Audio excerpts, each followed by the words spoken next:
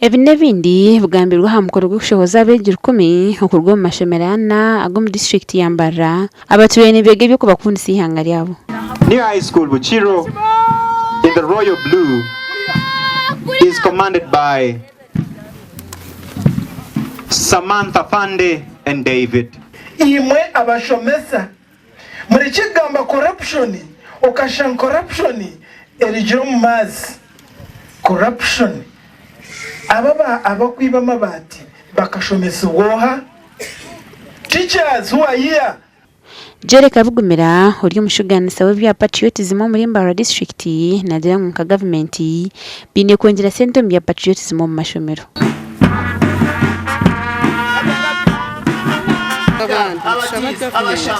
Particularly local governments batemu mu budget yabo batuma kureba emirimo ya patriotism ya facilitated yakurwa ba inspectors bamba inspecting amashomero babuze ba teachers na patrons na students ebariyo bakora on patriotism ahabo kuba on patriotism gutamu arobite bishemere Obanamwe wataka sente kachekinga nabusha ako kubasa kukora konka kukuware bumukorogo kugwaba mhango okugwaba murunji esente zo niziba zitarukumara aha district watera yo muranga no shangana besente batazire ki batazine aha burunje cyakubeni kikorwa twatunjira muringo go kubana mentasage obatwiha hansi ombazire for example ka program ya sesemati y'abashomesa bihangeri abazire no bagirukanjira rukumi burumwana hati patriotism tegzira wagirukanjira.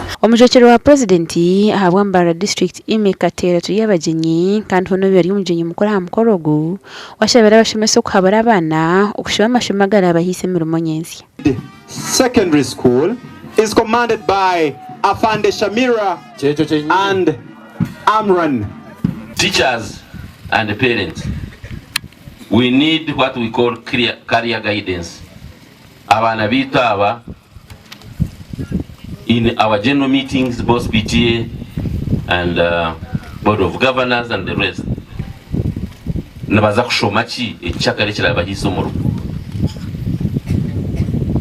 That is what we call career guidance, and I think that's what the Chief Administrative Officer alluded to when he said we should be bringing here Chief Administrative Officers, doctors, engineers to give lectures, such that when you look at those people, ababana abapidia parents, abajenya mukta ya isomo makaganyu mbeke yafu, wabana ota ya isomo jinyi wumusinzi buridachika na iza sinzire omwana na iza kumukopa okusinzi.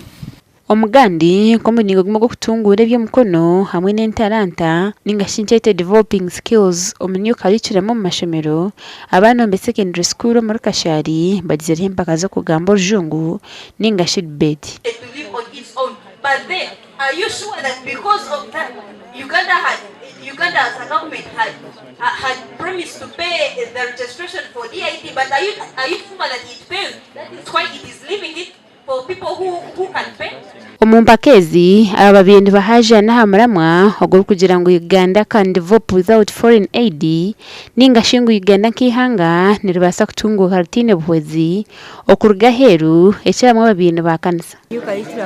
Enyuka yicyamuni erwihaye bitone by'abana kushanga abana mbashoma mbabahandika kongati bahandika mbakoro mu ngora akuba kunisira ishomereri nyona shanga debate bakaba batakutuvali unga chamani yao bakaba bavali mwa other kaisira kwa like activities zindi but abo kutangu aba roka kaisira meetings yibaresire eje kwenda kureka umuntu korabe no gamba ebe kwato mjangu no wasakoreti can you present it abeje abashabo kugera imishemironje ngubwo barabase kukoraje kwantu debating abo kwatwe tugeraho other competitions nkaya football onkeriza twenzere ngo debate tujite amani abo debate na improving skills z'abana especially communication skills kandi no kubatwenya kujya mu nyensya bakahindukamo abembezi barungi especially nka kuleta good MPs. The school has achieved what we have achieved because of discipline.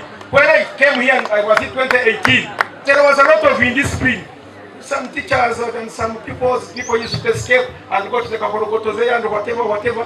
But for some 3-4 years now, I want to thank the administration and the teachers and you students. Aba TV West Susan Chelsea na Evans Darimo.